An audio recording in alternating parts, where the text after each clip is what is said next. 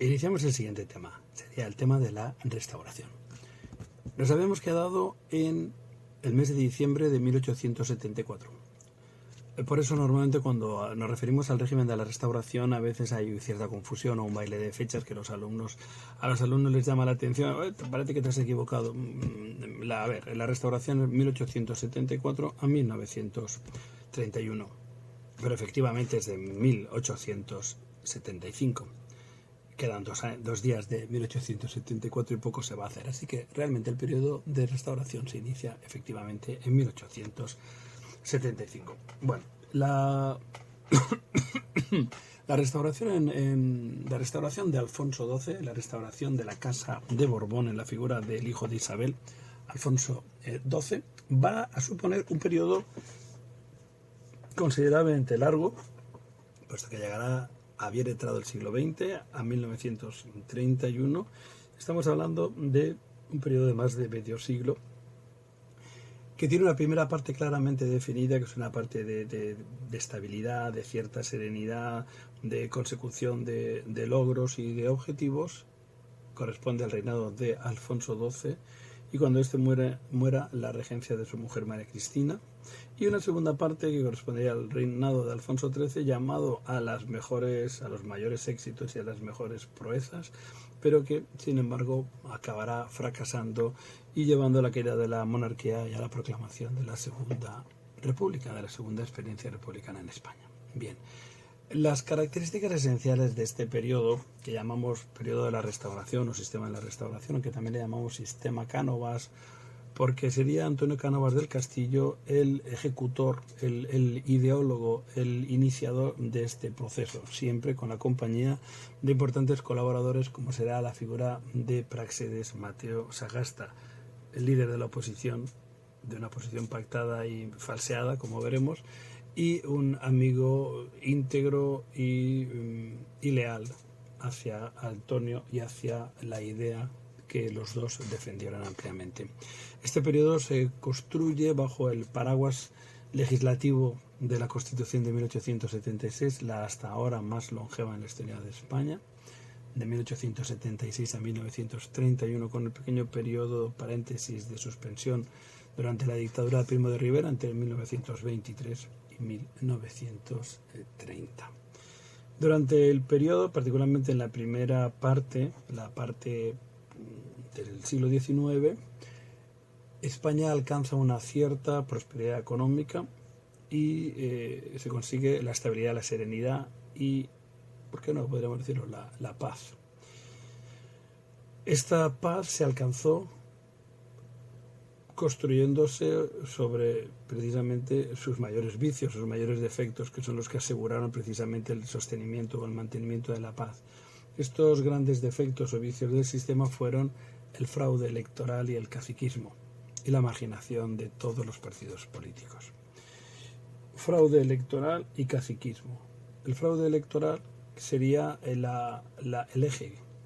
conductor del régimen. Antonio Cánovas del Castillo, ya lo vimos siendo un joven abogado que redactaba el Manifiesto de Manzanares en 1854, cuando el inicio del bienio progresista. Es un hombre conservador, es un liberal, es un historiador reconocido, sobre todo especializado en la España de los Austrias. Y es un hombre que tiene en su ideario, podríamos decir, el modelo inglés. El modelo inglés en que dos partidos, el Partido Liberal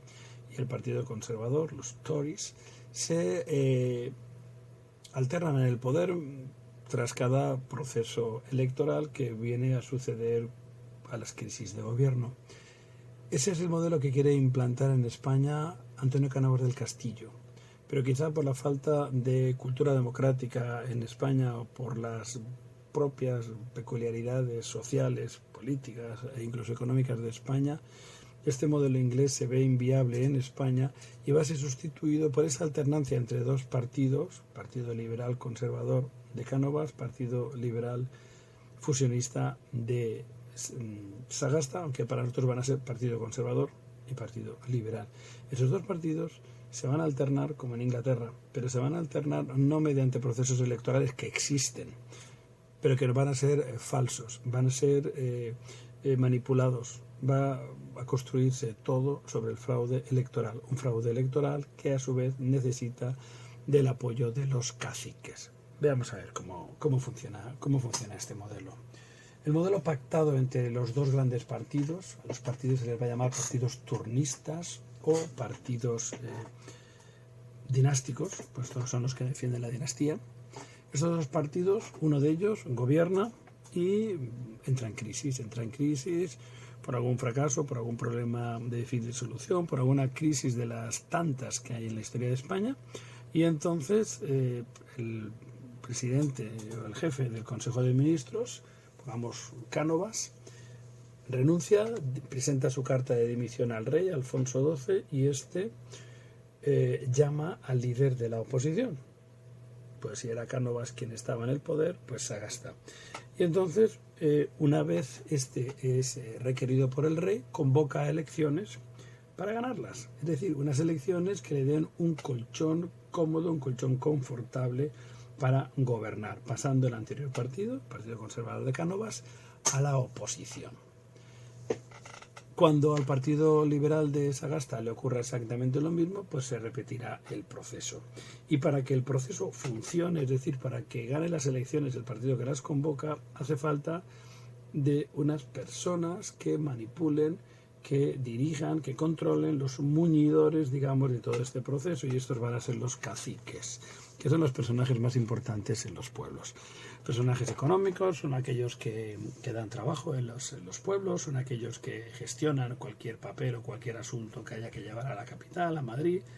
Son los personajes más importantes. Suelen tener el poder económico, suelen representar a uno de los dos partidos políticos dinásticos y cuentan pues con el apoyo del alcalde, de las fuerzas de seguridad o incluso de la iglesia. Bien, este sistema de fraude o este sistema de pacto evidentemente marginaba cualquier otra opción política que no fuese el Partido Liberal Conservador de Cánovas o el Partido Liberal Fusionista de Sagasta. Es decir, la verdadera oposición quedaba al margen de los cambalaches y al margen de las negociaciones de los grandes partidos. Este sistema, sin embargo, funcionó, a pesar de sus deficiencias, a pesar de sus errores y vicios, funcionó bien durante los primeros 20 años y funcionó menos bien durante los restantes 20 años.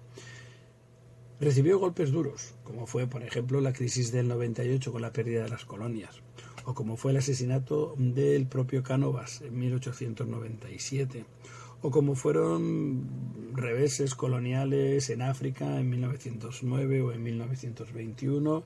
y problemas internos como la Semana Trágica o como sublevaciones campesinas en Andalucía, el trienio bolchevique de 1917 y algunos momentos que iremos desgranando a lo largo de este y el siguiente tema, o mismo tema si los uno al final en uno solo. Bien, pero con todo veamos cuáles fueron las características fundamentales del periodo. Llama la atención, como he dicho antes, la estabilidad constitucional, una constitución que duró de 1875 a 1931, lo que son 56 años.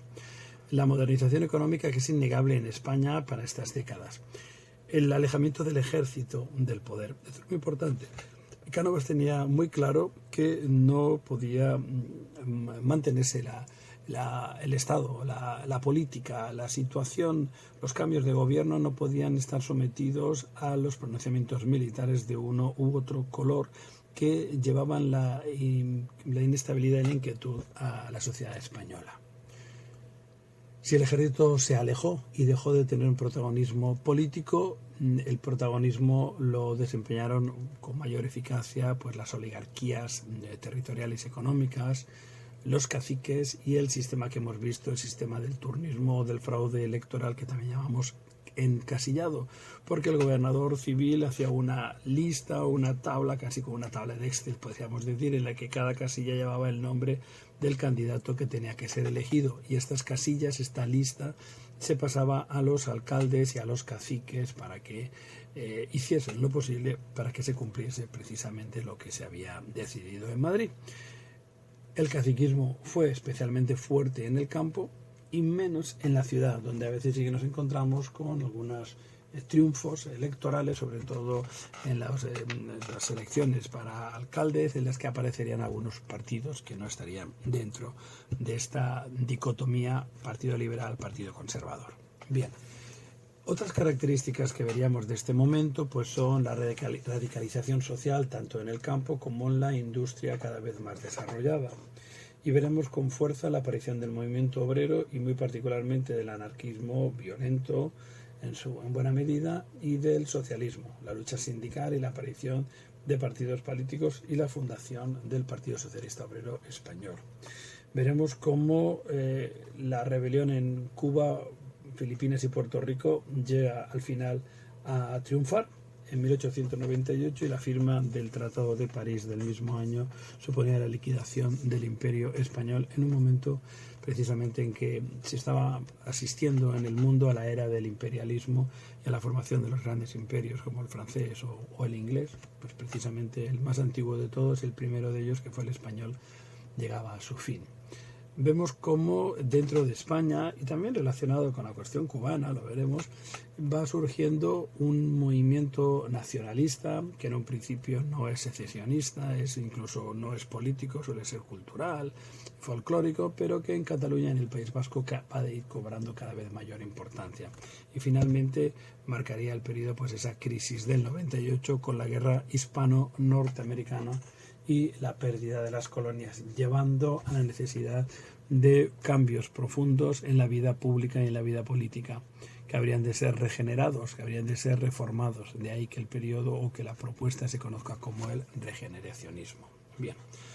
vemos algunos otros elementos dentro de la evolución política del periodo. Ya vimos cómo la Revolución del 68 había sido, en términos generales, un caos, un fracaso, aunque había permitido un avance considerable en la lucha por las libertades, por los derechos y por la construcción de ese Estado liberal español que había avanzado en la línea o en la dirección del progresismo. El general Pavía, el 3 de enero de 1874, acababa con la aventura republicana, dejando el resto del año en manos del general Serrano, que hubo de desempeñarse como pudo con las guerras cubana y con la guerra carlista. Cánovas del Castillo y Práxedes Mateo Sagasta son los dos grandes líderes políticos, aunque también hay otros personajes importantes, como por ejemplo el general Martínez Campos. Arsenio Martínez Campos, que es quien proclama al rey en Sagunto y quien participará en la guerra de Cuba y será un activo considerable en el nuevo Estado y en la nueva monarquía alfonsina. Cánovas mueve sus hilos en los primeros años, consigue la adhesión del ejército, el rey será jefe supremo del ejército, jefe del Estado Mayor Central del ejército, conseguirá la adhesión de no solamente la mayor parte de las élites políticas, sino también de los periódicos, de la prensa, obstaculizando la acción de aquellos periódicos más críticos con el rey o con la restauración, estableciendo por lo tanto una firme censura de los medios de comunicación. Decíamos que apenas iniciado el reinado se proclamaba la Constitución de 1876, que es una constitución bastante ecléctica, bastante muelle o flexible para que pudiesen encontrarse cómodamente tanto los moderados como los liberales. Quizá dentro de las discusiones o de los debates para la redacción y aprobación de la Constitución, el elemento más reseñable en el debate y en la discusión fue la cuestión religiosa, que al final se aprobó que España era una nación católica, aunque se defendía o se aceptaba la libertad de culto, siempre que fuese respetuoso con la Iglesia Católica, aunque siempre la Iglesia Católica estaría al lado de la monarquía, estaría al lado del Estado y ocuparía un lugar de privilegio. Se estableció el censo bajo la rigidez del sufragio censitario, aunque luego los liberales, el Partido Liberal de Sagasta lo ampliaría a un sufragio universal, pero tanto en un caso como en otro era poco menos que una simple fachada, puesto que ya sabemos que las elecciones estaban manipuladas. Triunfó particularmente en los momentos en los que gobernase el Partido Conservador de Canova, triunfó la idea de un centralismo administrativo y de una concepción unitaria de España. Incluso el hecho de que en los primeros meses del reinado tuviese el propio Alfonso que dirigirse a combatir a los insurrectos carlistas que estaban en el norte, contribuyó todavía mucho más a la interpretación de la nueva monarquía como una monarquía profundamente centralizada y española, que había vencido a los elementos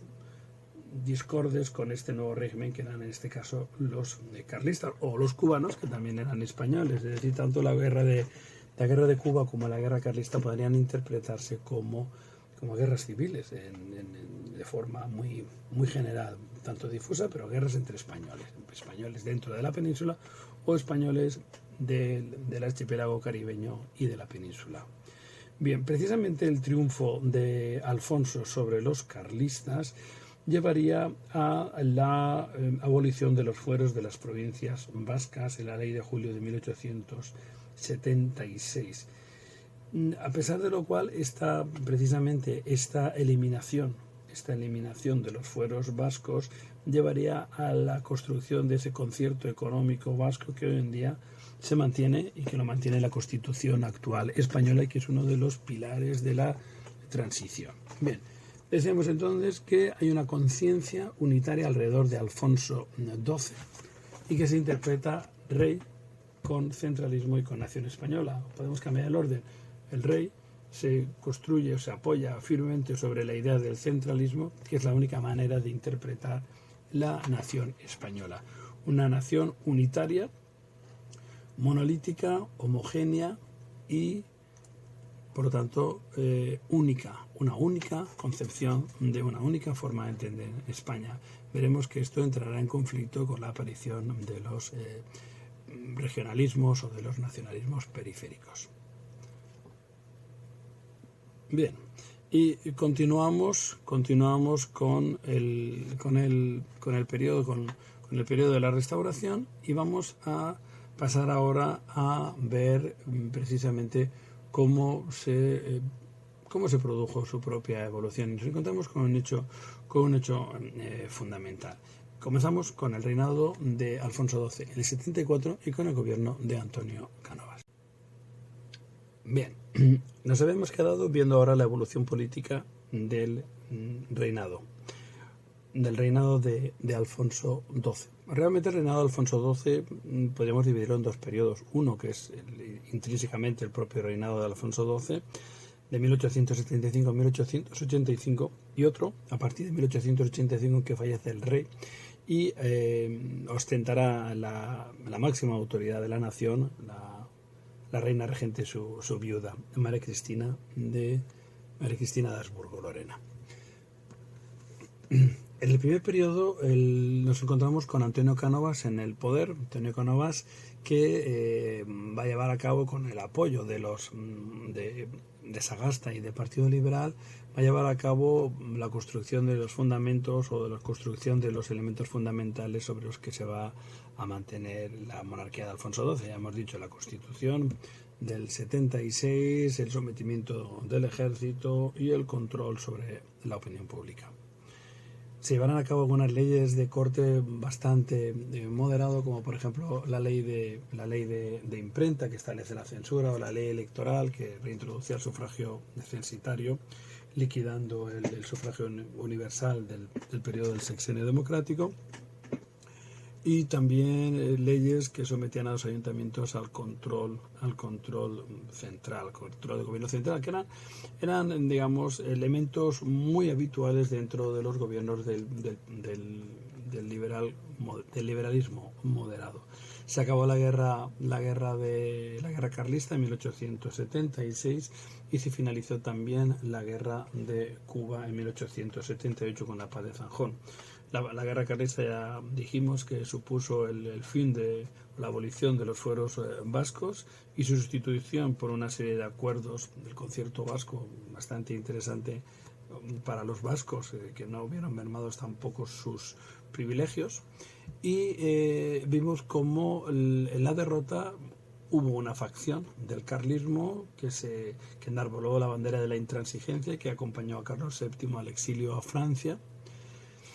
que estarían dirigidos por Cándido Nocedal y que no cejarían en intentar en cualquier momento conspirar para el retorno del rey Carlos VII y de sus herederos. Los elementos carlistas más moderados, que decidieron, sin olvidar nunca sus viejas banderas y sus boinas coloradas, decidieron integrarse en la formación conservadora, en el Partido Conservador de Cánovas. Bien, la guerra de Cuba se acababa en 1878, precisamente la liquidación del problema de conflicto vasco o de conflicto carlista permitió desviar 25.000 hombres que cruzaron el Atlántico para combatir en Cuba contra los insurrectos. Esto permitió el triunfo de las armas españolas y la firma de la Paz de Zanjón de 1878, que aunque no resolvía el problema cubano, pues introducía elementos de mayor autonomía dentro de la isla. En 1881 funciona el turnismo y entra el gobierno de el gobierno de Sagasta, que gobernará hasta 1884. Momento en el que vuelve a subir el Partido Conservador y el gobierno quedaría en manos de Antonio Cánovas del Castillo. En 1885 muere el rey Alfonso, y deja a su mujer, que tiene ya 2 hijas, la dejará embarazada.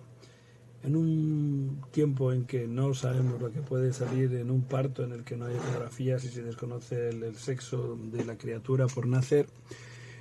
la muerte del rey y la no existencia de un heredero varón llevaba a cierta inquietud,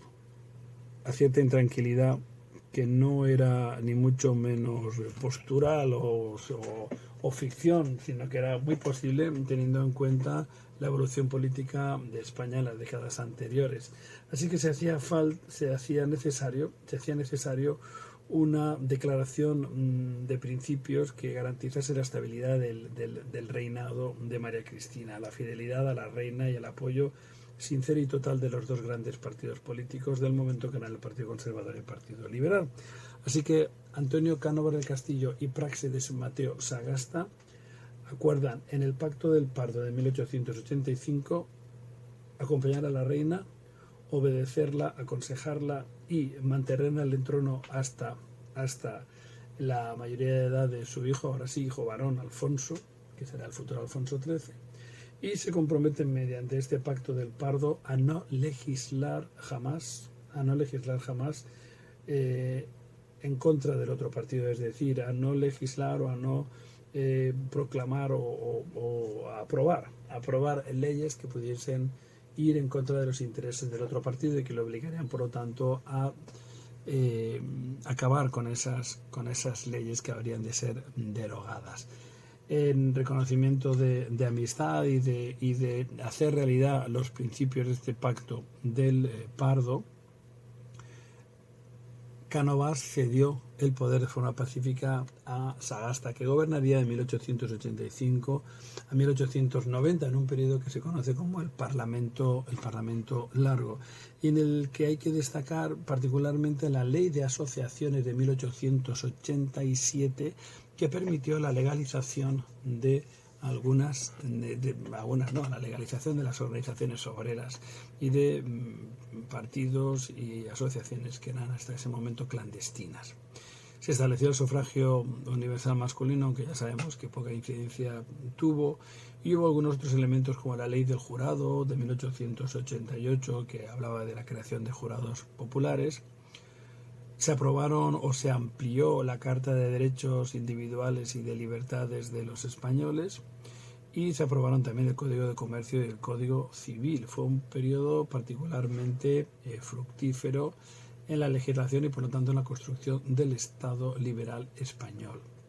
Volvería al poder el Partido Conservador, y otro detalle muy importante que tiene su trascendencia es el asesinato